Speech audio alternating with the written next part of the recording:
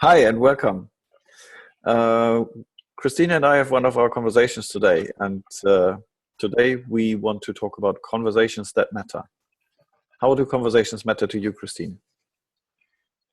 Yeah, that's a very interesting point because we are communicating the whole day, and we rarely think about if conversations really matter to us, and how can we lead them to in a way that they matter more to us or that they make more sense. And The matter more, would that mean like a conversation actually makes a difference? Is that something that you would call conversation that matters?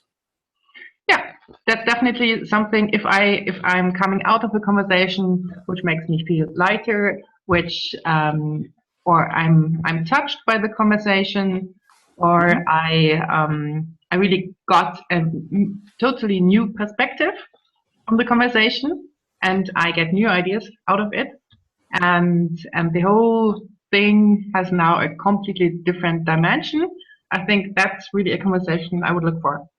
Okay. So something is created, maybe something is decided, something moves as a result of the conversation. And it could be that you actually change as a result of the conversation or during the conversation. Yeah, that's a possible outcome of the conversation. That I've got a feeling that I left one of my positions I had before, and now I'm ready. I'm open to try something out. Yeah. And so in that way, I'm a new person. Yeah, like you said. Yeah, so trying something is a good point, because I think that in our work environments and even at home, we have more and more situations where we don't know the right way forward yet. And we need to find out, and we need to experiment, which would be the fancy term for trying something new. And so often we have set frames of reference and frames of perception and ways we listen that we don't let that happen. So I notice that very frequently, that somebody communicates something, and I don't really listen to what they want. I don't really listen to what they mean. I don't pay attention to what they feel. I just hear some words. They enter my head in some sort of box, and I react according to the box. And it's very loosely related to what they actually said, but it could be just related to what I want in the moment, what I feel, what I think. So it's very, very filtered. What they actually say doesn't really reach me. And maybe that's one of the first tips we can give. This is something that we've been working on in our Temenos work, is how to get this awareness of how are we listening? How does our perception currently work? How can we be present with what's really happening? Does that make sense? Yeah, I think this being in a box or reacting like yeah, you did something what doesn't come out of my world. So I'm totally in my world, in my thinking, in my beliefs, and somebody does something completely different, and I'm totally surprised. And I'm reacting like, oh, leave me alone, or don't do it in that way, or you're, I've got a conflict with you. And I think I do observe these situations very often, where then people go apart and they don't communicate at all anymore after that, because the other person did something which was different from what you would have done. Yeah. Do you have an example? Yeah, I have a good example from the last days in the company I'm working at the moment. So I sent out an invitation, and one of my managers, he would have preferred to send it out by himself. So and he was very, I said, pissed off that I didn't communicate with him before, and that didn't get in touch with him. Yes. So afterwards, I said, okay, that's a good point. I mean, I think I should have had a contact with him. And so I said, okay, sorry for that. And I only took responsibility for my workshops I'm going to do. And I was so enthusiastic about them. So, and I had a close contact to the participants. But so after that, it's a whole work then to get in touch with the manager, to get in touch with the other colleagues who might now just say, okay, you're not reacting like the patterns we have installed in our company, and so don't do this. Mm-hmm. And so I was out of the group, and so sometimes it happens that you stay out. Mm. And then we create a conflict. That's a big upcoming conflict. Yeah. And when I have this pattern in my head that you are the person who doesn't abide by the rules, then everything you do will be filtered with this thinking. And if I'm still carrying the anger from that conversation or from that event, then that will even more filter my perception of you and what you do. And all of this is growing a bunch of problem, conflict, whatever you want to call it. It's not helping us connect. It's not helping us create something together. It's not helping us having meaningful conversations that matter. Yeah. So is this about letting go? Is this about not having these thoughts, or being aware of these thoughts and then putting them aside and say, oh, yes, Christina did this, and maybe now she's doing something else? Yes, I have been angry, but maybe now I can approach a new situation with a new openness for emotion, open heart. Yeah, like you said, it's being aware of that emotion which comes up in yourself. Mm-hmm. It came up inside of me, so I was angry about the reactions because I said, okay, I'm doing something positive here. I want to bring forward the things, and now I got just a mere, hey, don't do this. And so I was demotivated. Yeah. And I just realized that, and I said, okay, I'm still a good person. I'm bringing things forward, and now I leave this aside, and now I go to the persons where I influence them in a way that they are not communicating with me anymore, or they're not in contact with me anymore. So I have to search for that contact again, and I have to resolve the thing. So and I think there can come out some very positive new things after these conversations. Great. I just noticed that we know from nonviolent communication how our feelings are connected to our expectations, and that this being conscious of what I think, what's my opinion in a certain situation, what do I feel in a certain situation, and what's my expectation. This is a helpful frame to think and to approach a conversation. Like Theory U talks about open mind, open heart, and open will, and I think that's what they mean, right? Let go of your opinion, your preconception. That would be the open mind. Let go of your emotion, the way you feel about the situation, so that you can accept other thoughts, other feelings, and then let go of your expectation, open will, so that something new can actually happen, right? You're not holding it back. And when I look at situations where I've been working in teams, and we had to make a decision, we had to prioritize something, we had to agree on how to build something. What people often say is, oh, we need to have a discussion. And I perceive discussion as very wasteful conversations that don't matter, because discussion usually means something like debate.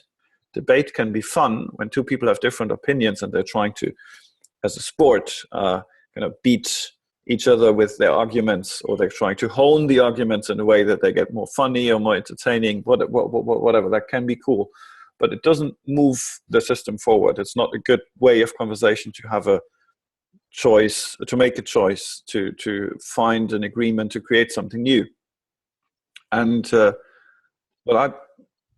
tend to ask people when they want to have a discussion is, what's it you're looking for, right? Are we broadcasting information so that somebody knows something the others need to know? Or do we want to make a decision?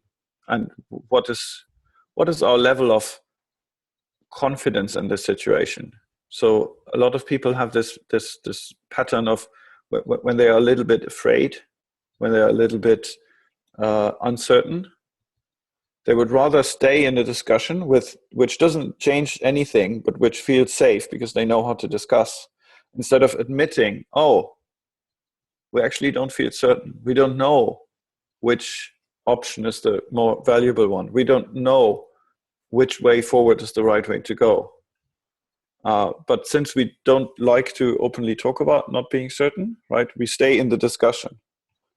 And if we start talking about these feelings, it's not about being fluffy and being like, oh, I'm so afraid. Yeah, I'm so afraid too. That's not what I'm talking about. What I'm talking about is, oh, we are in a situation where we don't have the right answer. That doesn't make us very comfortable, but we need to let go of this feeling and trust our intuition, that our intuition can actually tell us something about reality that we are not sure of yet.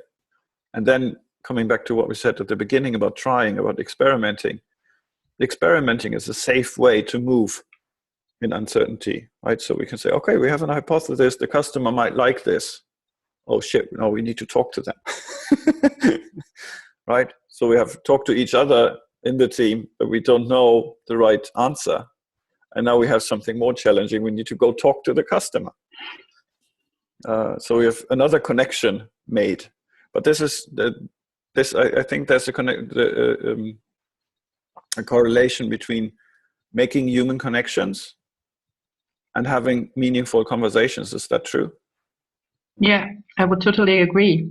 I think this, like you described it, it's more a sport being in a discussion, so that everybody has got, one person has a good argument, the other person has a better argument, and it's like having a bigger car or having to always come out with something bigger and showing the other, oh, I'm the one who's winning. And yeah, so there's only one way out, that you agree to the perspective of another person. And like you said, are you really open to integrate all the people here in the room, that they can also bring in their opinions, and that we can really value them and see maybe if there's another opinion we are following, or if we are creating a totally new perspective to the problem we have at the moment, or if we agree like having no solution at the moment and trying out some experiments, like you said. Yep. So just going forward with experiments, and I think design thinking brought us to the point that it's allowed to make prototypes, and maybe it's now a new level to bring that also to the room of discussions. I think it's in the product world that's already agreed that it's possible there, and now I think we should bring this also to the levels of conversations. Yeah, and absolutely. Okay, there we can also have prototypes. Yeah, and so an example is taking a conversation into two different ways and say, okay, let's assume you are right. What would happen in this conversation if we assumed you are right and we go with this? What decision would we make? What would we create? And then you give that 5 or 10 minutes, and then you stop and go back and say, okay, and now for the next 5 or 10 minutes, let's do the same, assuming he was right or she was right. And then you actually move forward and you bring something new into the conversation, instead of staying at that pathway or parting, that fork in the road where you say, oh, we can't decide going this way or that way. Yeah, I like that. Yeah, that reminds me of a situation with my husband where we stand at the fork of a pathway with our bicycles, and we didn't move. We were discussing, and we didn't move. We either didn't take the one way or the other way. We just were staying there, and we're totally blocked. So now that's a good picture. Yeah, and the interesting thing about our intuition in these kind of conversations, right? Sometimes we have a half an hour discussion to clarify if this or that road alternative is 5 minutes shorter. right? So how long does it make sense to talk about choosing between two road options that have maximum 5 minutes of like duration difference, right? Because if you discuss for 5 minutes, you've already wasted 5 more minutes of your life, of your journey. And usually those discussions are not entertaining or rewarding like a debate. They're not sport. They're just draining. They're costing us in energy and emotion, and sometimes they even leave scars that can bring more waste and more pain a lot of time later. I think that's very often that we get hurt by those types of discussions, and that that easily the emotions of people are not really recognized, and where they feel hurt, and so so it's really worthwhile to see if the discussion is really fun and we really bring something forward, or if we are on that hard way where people are more sad or feeling really bad about the discussion, and that we should say, okay, stop, and let's do it in another way. Let's just try something out and see where that leads us. Yes, and since we're now starting into the Christmas holidays and New Year's holidays, many of us, many of the people who might listen to this video are just now or will be very soon spending time with their families.